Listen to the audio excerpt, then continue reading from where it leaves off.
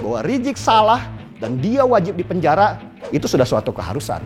Nah, ketika mereka sudah melawan aparat negara, ya harus tegas pemerintah, DPR, eksekutif dan legislatif, dan juga kepolisian harus bilang bahwa FPI adalah organisasi teroris.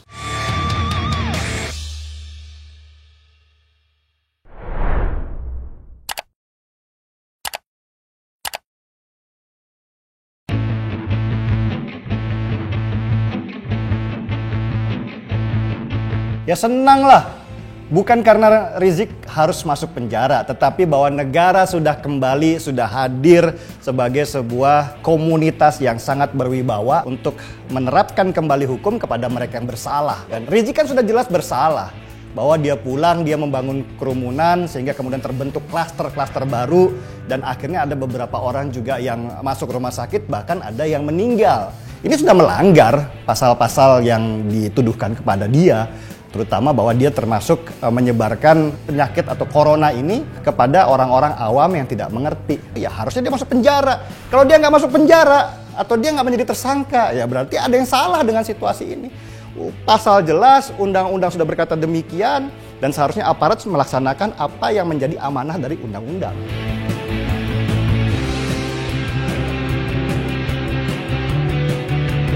Kalau menurut peraturan atau SOP di dalam kepolisian untuk menangkap seseorang seperti Rizik ini kan perlu dilakukan pemanggilan pertama, pemanggilan kedua, dan pemanggilan ketiga itu biasanya dilakukan dengan penjemputan paksa.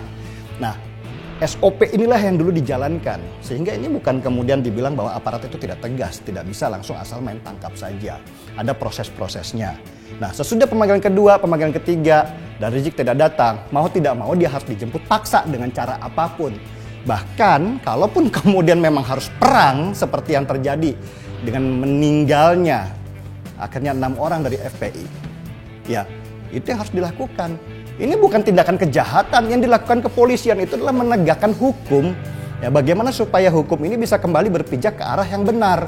Nah, cuman kan framing-framing orang sekarang ini terjadi pembantaian, terjadi pembunuhan. Siapapun orang yang menghalangi para aparat untuk melakukan tugasnya, maka aparat berhak menindak mereka dengan aturan-aturan yang ada. Penjemputan paksa adalah sebuah cara yang harus dilakukan polisi untuk menegakkan aturan yang ada.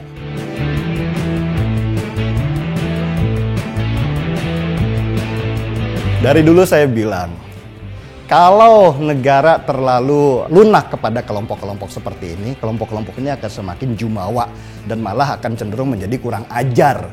Mereka akan menganggap bahwa yang mereka hadapi itu adalah aparat-aparat yang cemen, yang tidak mungkin akan menindak mereka karena mereka punya massa. Dan itu mereka dapatkan pada waktu 2016 di acara 212, 411 itu, bahwa mereka punya 8 juta massa. Dan mereka selalu merasa bahwa kalau mereka diapa-apakan, maka umat Islam, kan begitu mereka bahasanya, umat Islam yang 8 juta ini akan berada di belakang mereka. Model-model framing seperti ini kan yang harus mulai diberantas oleh polisi. FPI seperti ini jangan dibikin besar.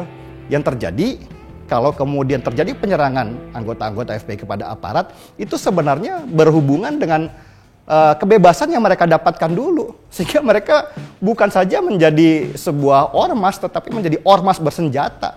Nah, ketika mereka sudah melawan aparat negara, ya harus tegas pemerintah, DPR, eksekutif dan legislatif, dan juga kepolisian harus bilang bahwa FPI adalah organisasi teroris.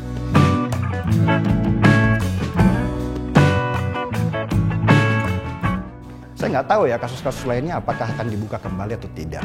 Tetapi lebih baik kita menghadapi kasus yang ada sekarang ini. Bahwa apa yang dilakukan oleh Rizik kemarin itu sudah menyalahi aturan-aturan yang ada di dalam protokol kesehatan. Yang kemudian membawa dampak-dampak buruk sehingga penyebaran penyakit jadi tidak tercegah. Dan ini merugikan negara karena negara sudah mengeluarkan triliunan rupiah, ya kan? Dan banyak orang seperti para pengusaha-pengusaha kecil yang terimbas dampaknya, akhirnya menjadi sia-sia semua proses pencegahan ini hanya karena Rizik mengumpulkan orang-orang dalam jumlah massa yang lebih banyak, ya kan? Dan menyebarkan klaster-klaster baru di dalam corona ini.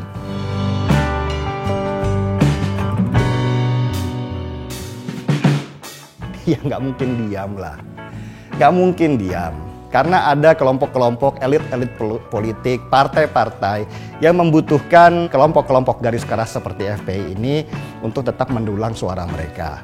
Saya kasih contoh lah, Gerindra. Gerindra ini kan sejak awal kan ketika kemudian mereka kalah di Pilpres 2019, Jokowi dengan terbuka hatinya mengajak Gerindra untuk bergabung di pemerintahan yang sekarang.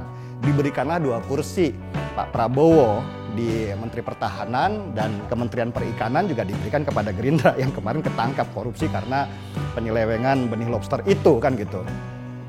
Tetapi kalau kita lihat riwayatnya Gerindra, mereka juga nggak mau kehilangan pasar yang selama ini sudah mereka bangun dengan investasi yang pasti besar. Ya kan, pada waktu sebelum Pilpres 2019, yaitu kelompok-kelompok garis keras ini. Maka ada orang-orang seperti Fadlizon, Habibur Rahman, dan beberapa kader Gerindra yang tugasnya untuk memelihara pasar daripada suara-suara mereka. Makanya kalau kelihatan sebagian daripada Gerindra ya, yang membela banget FPI ini, ya kita harus melihat bahwa ini bagian daripada jualan politiknya mereka saja. Jangan bicara ideologi lah kepada para partai politik. Kita berbicara hanya masalah kepentingan saja di antara mereka. Toh Pak Prabowo juga nggak pernah bicara terhadap masalah FPI ini.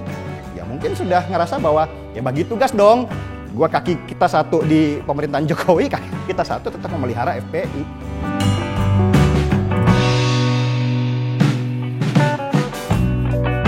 FPI bisa saja selesai karena ya kita lihat yang bisa menjadi pemersatu FPI dan kelompok-kelompok ormas radikal yang berbaju agama ini sementara ini hanya Rizik Syihab, belum ada yang menggantikan dia. Makanya dia itu pulang atau dipulangkan dari Saudi ke Indonesia itu untuk menyatukan kembali kelompok-kelompok ini supaya besar seperti tahun 2016 lalu. Sesudah 411 212 di tahun 2016 2017 2018, 2019 kan mereka udah semakin lama semakin kecil, ya kan? Nah ini kan berbahaya buat mereka, karena ketika mereka semakin lama semakin kecil, ikatan-ikatan di antara mereka longgar, apa yang harus mereka jual lagi? Makanya kemudian simbol-simbol itu mereka pelihara melalui baliho, melalui beberapa pesan campaign dan segala macam, supaya Rizik tetap dianggap sebagai imam besar yang akan menyatukan mereka semua. Mereka loh ya, bukan saya dan bukan kita. Ketika Rizik masuk penjara, ini yang ditakutkan Rizik sebenarnya. Dia udah gak bisa lagi bersuara untuk menyatukan mereka. Apalagi nanti tahun 2024, Jokowi sudah tidak mungkin lagi untuk mencalonkan diri. Jadi ruang kosong inilah yang harus direbut. Dan kelompok-kelompok ormas seperti FPI ini menganggap bahwa Pilpres 2024 adalah kesempatan mereka untuk memenangkan pertarungan.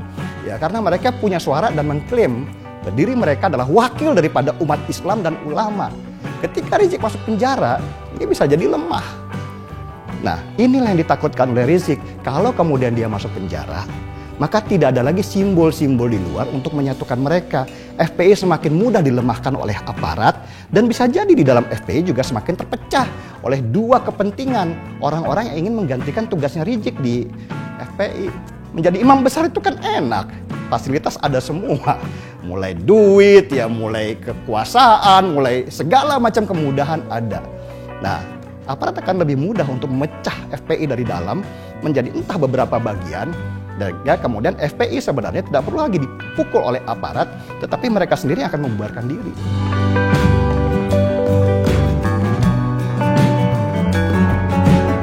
Bisa jadi.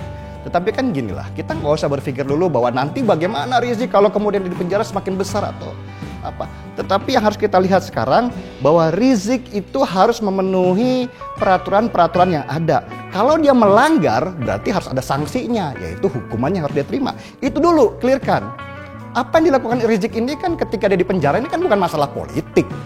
Ya kan, bukan seperti Nelson Mandela ketika berbeda pandangan politik dia harus dipenjara. Nah kalau begini, ini sudah pasti akan lebih besar karena perbedaan pandangan politik. Rizik ini kan melanggar peraturan. Ketika dia melanggar peraturan, bahwa dia kena pasal, kena sanksi, nah itu udah jelas. Bukan dikriminalisasi, tetapi memang dia harus menghadapi kewajiban dari sesuatu yang dia sebabkan.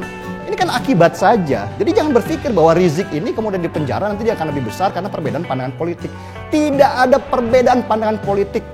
Bahwa Rizik salah dan dia wajib dipenjara, itu sudah suatu keharusan.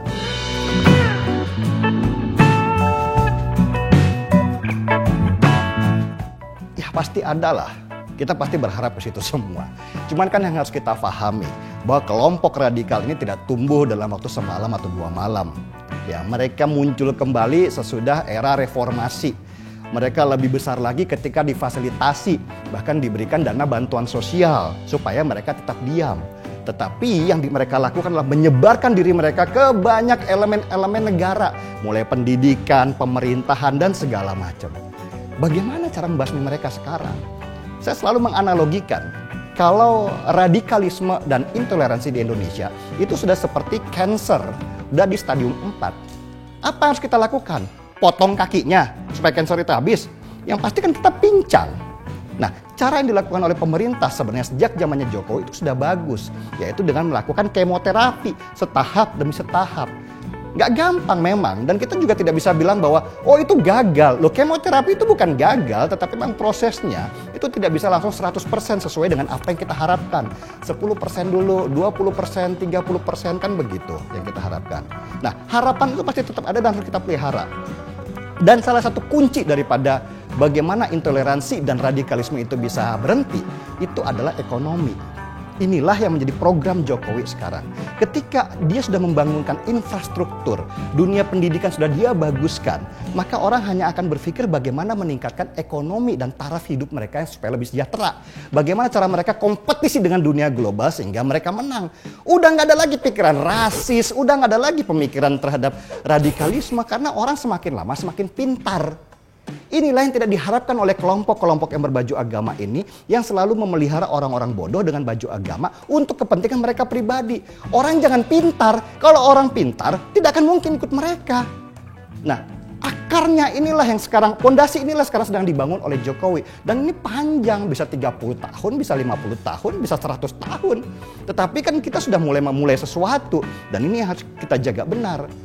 Nggak bisa kita memberhentikan radikalisme itu dengan pukulan-pukulan seperti yang dilakukan oleh polisi sekarang atau TNI.